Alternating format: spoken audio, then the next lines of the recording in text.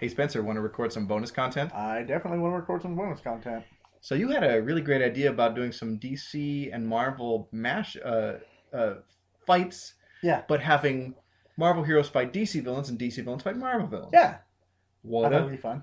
That's a fun plan. Yeah, Okay, so do you want to go first? I'll go first. Okay, so you Yeah, said Solomon Grundy yeah. So you have versus either, Luke Cage or Hawkeye.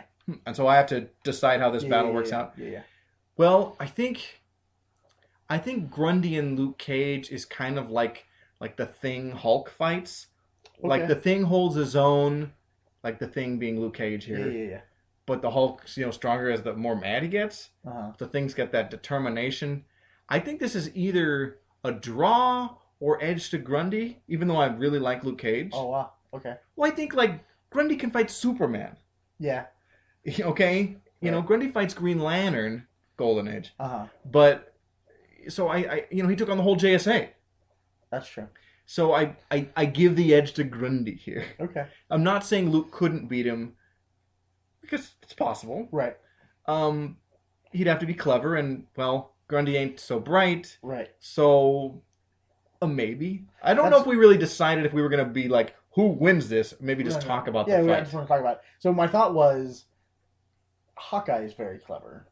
Okay. Very tactician, very, like kind of has that going for him. So that's why I thought it would be fairly an even. Yeah, and I think Hawkeye would probably have a way to trick him, and with all the various gimmick arrows that he has in his arsenal, there's probably something like a sonic arrow, double with some concussive things. Like, he'd definitely have a way to at least keep Grundy at bay until other heroes who could beat him Right. up came along, Yeah. or find a way to contain him. Or I've seen him, like if Green Arrow has this arrow, I'm sure Hawkeye does too. The expanding foam that hardens arrow. Oh, yeah, yeah. I feel like maybe it wouldn't stop Grundy, but Slow depending, him down for a little bit. maybe. Yeah. So I think it would be interesting. It'd be fun. Yeah. Like I've never seen Green Arrow fight Grundy that I can think of, but that kind of thing. So very interesting. Yeah, yeah. So here's one for you. Okay. Doctor Octopus Mm. versus either Timberwolf or Aquaman. Okay. So, my thought with Aquaman is that he gets a lot of crap. He does. And for a long time, I think it was deservedly so. Because, I think I've read more Aquaman than you, right. but he's like But no, legitimately cool. He has pretty cool powers. Yeah. And Now, presumably, this battle would be taking place on land. right. But, So he's not Still going to be has- calling his fishy friends to help right. him in this one. That's true. Yeah. Because I can't imagine any adventure where Doc Ock is actually in water, ironically, because Right, it's yeah. octopus. Right.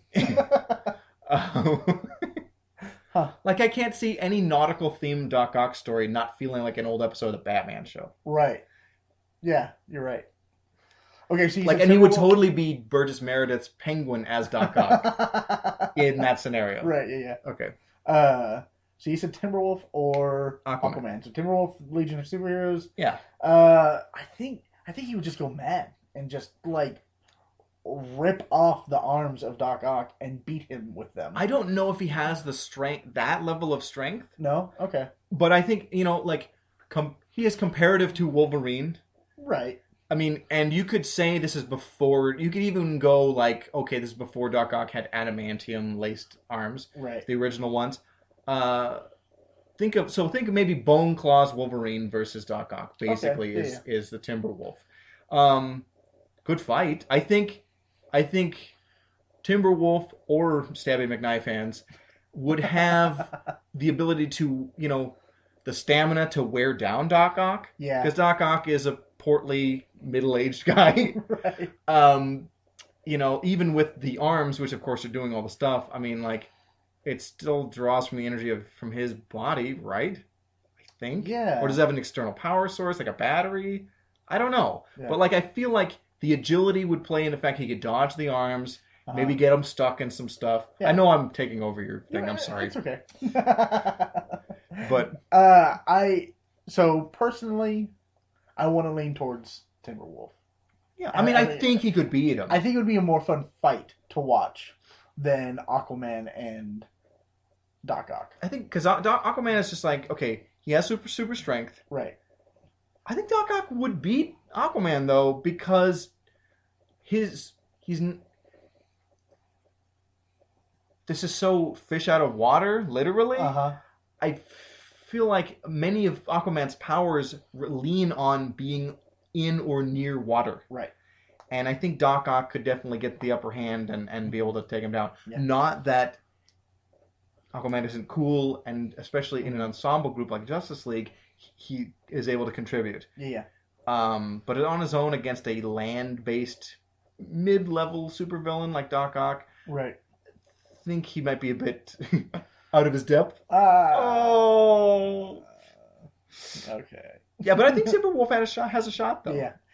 Maybe getting behind him and just like smashing the crap out of his apparatus. Well, he wouldn't necessarily even. Yeah, he would have to get behind him just because he can't immediately see back there. Right. Yeah, because I don't think the arms have eyes that I know of. Right. But maybe they do. Maybe he has periscopes on them. Right, but how would that help? Like, would he be able to see out of them? Maybe. Like, I mean, ultimately it connects to his brain, so I don't know if this has been explored. Yeah. Yeah, stuff. Comics.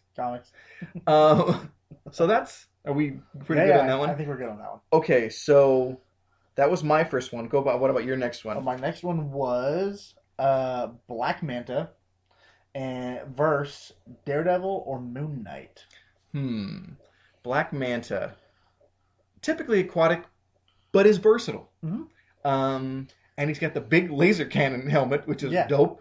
And I think a strong hand-to-hand combatant. Maybe, probably not to the level of Daredevil or Moon Knight. No. Maybe. But they don't have big blasty things. That's true. I feel like Daredevil's radar sense would maybe... Well, it's not like a Spidey sense. Right. So he'd be able to know where he is. Well, yeah, duh, but not necessarily predict anything. Yeah, he would have to keep his... Well, not eyes on him, but like... yeah, this is interesting. Daredevil would have a tough time. I feel like he or Moon Knight would be able to get around the helmet's blast because it is big and bulky. Yeah. And either disable it and then therefore beat him. But it would be a cool fight either way.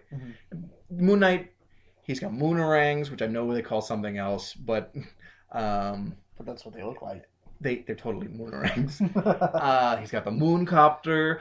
Black Manta doesn't have a mooncopter. Yeah.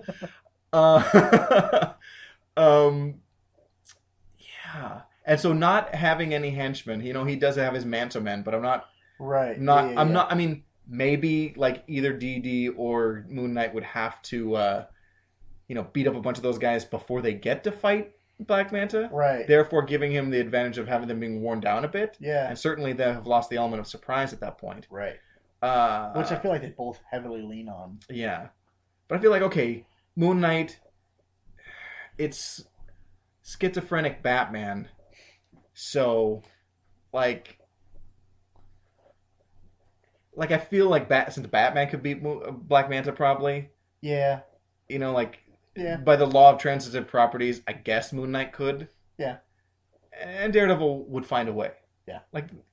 But I think Manta's a cool villain, and I think this would be cool fights. Yeah. This would be pretty dope. Yeah, I think you had one more, right? Oh, I had one more for you, yeah. So, the Dread Dormammu, Doctor Strange's main adversary, okay, right, versus the Spectre or the Phantom Stranger. Right. I feel like maybe this is tougher because the Phantom Stranger's powers are kind of ill-defined. Yeah, they are pretty... Hey, this is what I'm doing in this comic. Yeah. Okay, and the Spectre, it's like, they're like, yeah, he can do anything, basically. Yeah. Or the limitations are subject to whatever the writer needs to be there to facilitate the story. Right. The Spectre's very versatile in that way. But I can understand why some writers would have a problem. It's like, okay, with creating challenges for him. Right. So. And I think this would be a good challenge. Yeah. And I realize, well, these are magic or supernatural based characters, and oftentimes it's like, okay, you can just make up the rules as you go along. Right. So it's, yeah. While I would love to see either of them go at it with our villain, I'm gonna lean towards the Spectre on this one. Partially because his powers are slightly more defined. Oh, considerably more defined, I would say. I mean, like, the Phantom Stranger does vague, magic-y, supernatural stuff, but we like the limits of them and like what exactly he's capable of doing are not terribly defined, at least in my experience of reading him. Right.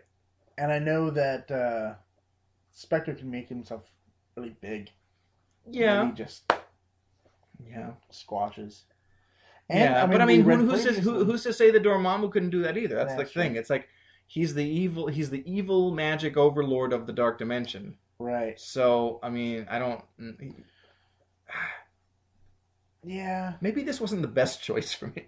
And then at one point, isn't Spectre like the Lord's vengeance? Yes. And so then you have and typically he like that going for you. Well, in a lot of Spectre stories, it's he's acting to prevent murder or avenge them. Right. I mean that's a later iteration of him, but yeah. And I feel like the Phantom Stranger sort of a similar thing. Same kind of thing. You know, but both of them kind of like, if they're not acting directly, they're bringing in other heroes to do a thing, facilitating them taking action. And the Spectre is hampered by being like, he's a servant of the Lords of Order. Yeah. And so what he does has to be okay within the balancing of the Lords of Order and the Lords of Chaos. He also has a physical body he has to inhabit. Depending on the iteration of the character. But yeah, like sometimes he does and sometimes he doesn't. Right. Depends on what era of DC Comics you're looking at. So I don't know. I will say the good guys find a way to win, probably. Right, yeah. You know? That one's a bit tougher. Yeah. Yeah. So that was kind of fun. Yeah. There was one thing other than these kind of mashups that I wanted to mention for our bonus content was this week the United Nations named Wonder Woman an honorary ambassador for gender equality. Well, that's nice. Yeah, I think that was really kind of cool. I mean, we both really dig comics and we're all for gender equality. So this kind of hits two things for us. Yeah. And I think it was a week or so ago, there was a big news story where Greg Rucka revealed, like, yes, Wonder Woman is bisexual, pansexual, or queer, however you want to define that. Yeah. But it's just like, and some people were like, hey, or other people are like, well, duh. Right. And I'm more in the duh camp because she grew up in a culture totally bereft of men. Right. Do you think that she had no inkling or of sexuality at all as a human, as a person? That's the very notion is ridiculous. Right. And so I think the fluidity there makes sense, as especially because she is, whether it's, you know, that like the honorary ambassador thing, it's like, okay, she is as a character a symbol of equality, right, and fairness, I feel like. Yeah. And so I think for her to be not ambivalent, but as an individual, her emotionally and romantically and sexually kind of to live in both in that what I'm saying, like that didactic or binary kind of way, right, it makes sense. I don't think it's really shocking or untrue to the character at all to go there with her. Yeah. So there's a couple things that we just wanted to mention. And I think it's neat. Yeah. And Greg Rucka, who's writing the book, is a huge Wonder Woman fan, and I think it's the right move. Yeah. So that's our bonus content for this week, and so we'll just sign off awkwardly.